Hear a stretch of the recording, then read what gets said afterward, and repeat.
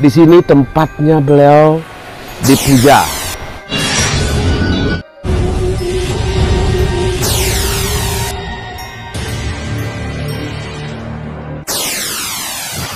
Orang-orang pada umumnya memuja di sini. Tetapi tempat beristirahatnya beliau adalah di Hotel Bali Hilton. Dulu adalah Niko Bali Hotel, sekarang Bali Hilton. Di kamar 1205.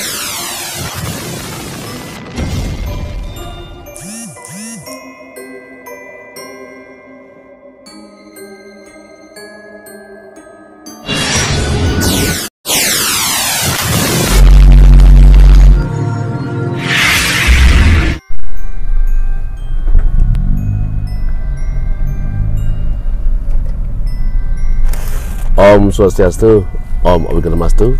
Nah, hari ini kita mau ke istananya Kanjeng Ibu Ratu yang ada di Laut Geger, tepatnya di Pantai Geger.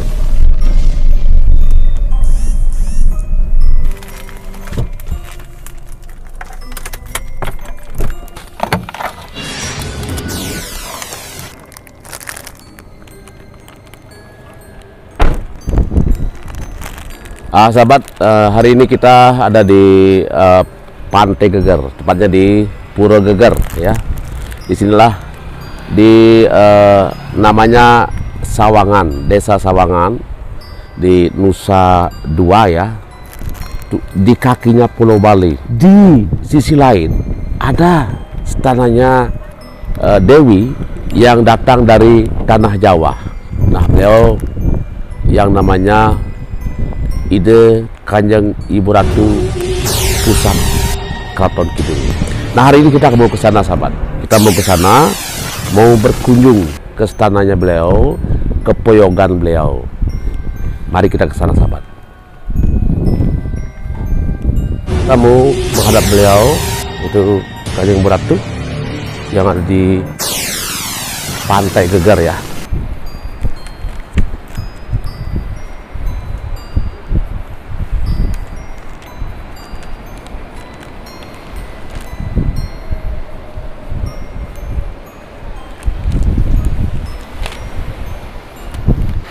Sahabat, nah inilah Pantai Geger ya.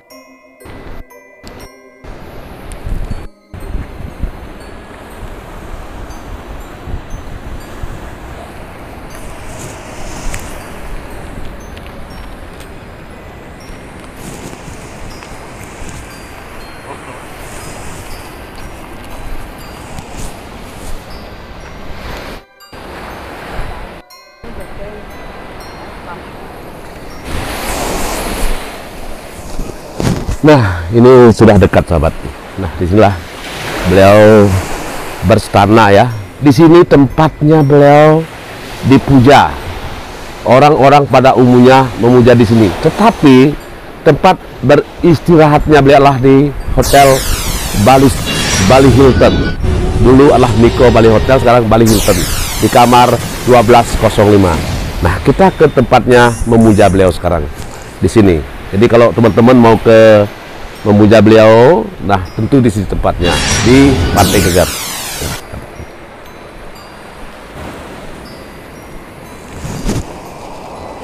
Ini tempatnya cukup curam ya. Jadi ada batu-batu di sini. Jadi tempatnya cukup curam. Dimana dipercaya di sini memang bukan dipercaya, yakin sekali. Disinilah istananya Kanjeng Ibu Ratu Pusat Keraton Kidul ya. Nah, kita mau menuju ke sana. Di sini sangat bersahabat sekali, sahabat. Sangat bersahabat. Jadi hari ini air laut sangat bersahabat. Kita mau ke sana. Di sini tempatnya beliau, istananya beliau di dalam goa. Di dalam goa, disinilah istananya beliau.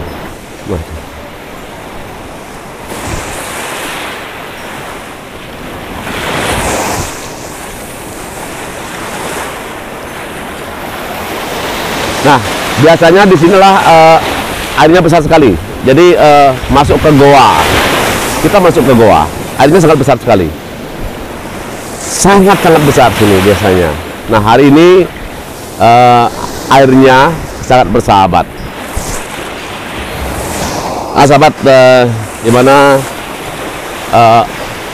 bakte-baktenya beliau datang ke sini untuk mengaturkan sembah.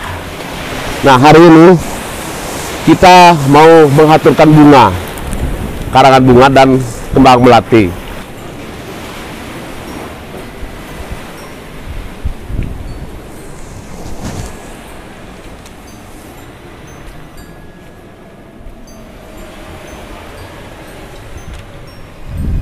Nah, biasanya kami tiap satu suro datang menghadap beliau. Jadi satu suro malam ya. Jadi airnya segini. Jadi ombaknya sangat besar. Kami biasanya ke sini pas tengah malam. Kalau di Bali bilang tengah inglatri ya. Nah, kami di sini bersama kawan-kawan, biasanya teman-teman yang baktonya beliau, nanak-nanaknya beliau, anak-anaknya beliau, dayangnya beliau datang ke sini. Nah, ke istananya beliau. Disinilah beliau berdiri. Di sini beliau memberikan satu anugerah pada manusia-manusia, nanak-nanak beliau, bakte-bakte, dayang-dayang beliau yang datang menghadap beliau. Nah, hari ini saya menghadap beliau.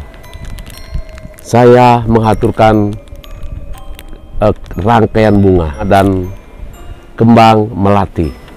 Sembahyang dulu, karena di sini di istananya beliau tuh ada stylenya Ide Ratu Gede. Jadi dewa dari Nusa Penida ya.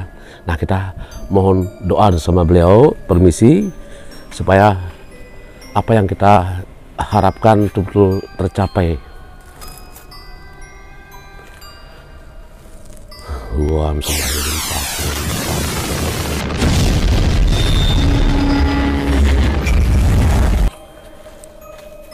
Nah, sekarang kita ada disinilah yoninya Siwa.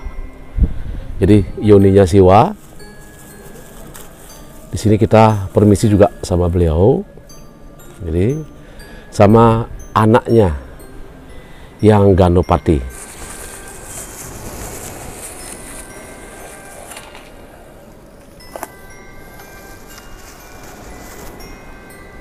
Sahabat muda, hari ini kita mau memanggil beliau, menurunkan beliau ya. Hari ini saya menghadap kepada Ibu Ratu, Kanjeng Ibu Ratu Pusat Keraton Kidul. Ya, kita mempersembahkan bunga, karangan bunga sama melati.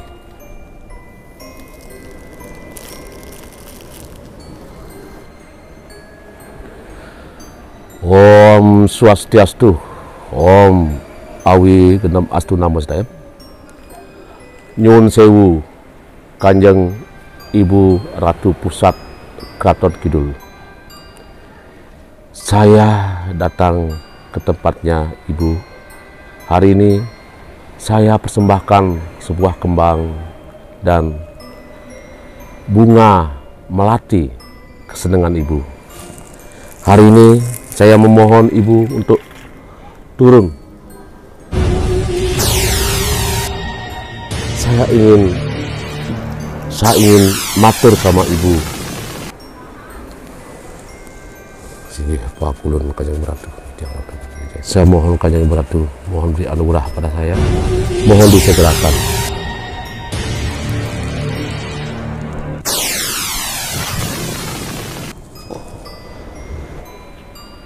Sahabat, saya ingin bercerita kepada sahabat-sahabatku, bakte-baktenya Kanjeng Ibu Ratu yang ada di Bali. Awalnya, saya tidak percaya Kanjeng Ibu Ratu ada di tanah Bali. Saya tidak percaya sama sekali. Karena saya anggap itulah sebuah mitos, sebuah cerita rakyat yang temurun-temurun dari tanah Jawa. Ternyata apa yang membuat saya yakin dan percaya? Sahabat, di tahun 2000, saya adalah seorang pelukis. Saya seorang pelukis. Saya sudah melalang buana ke luar negeri, baik ke Jerman, ke Sydney. Saya exhibition, saya pameran di luar negeri. Nah, pada suatu hari saya pameran di Hotel Nico Bali Hotel yang sekarang namanya Hilton Bali, yaitu di Sawangan di Nusa Dua. Nah, pada waktu itu tahun 2000 saya pameran selama 3 bulan di Nico Bali, hari ini Hilton Bali. Selama 3 bulan saya pameran di sana tunggal dengan karya saya sebanyak 120 karya. Saya pameran di sana. Nah, di saat saya pameran di sana, saya pameran selama 1 minggu. 1 minggu tidak ada pembeli sama sekali. Tidak ada menoleh lukisan saya.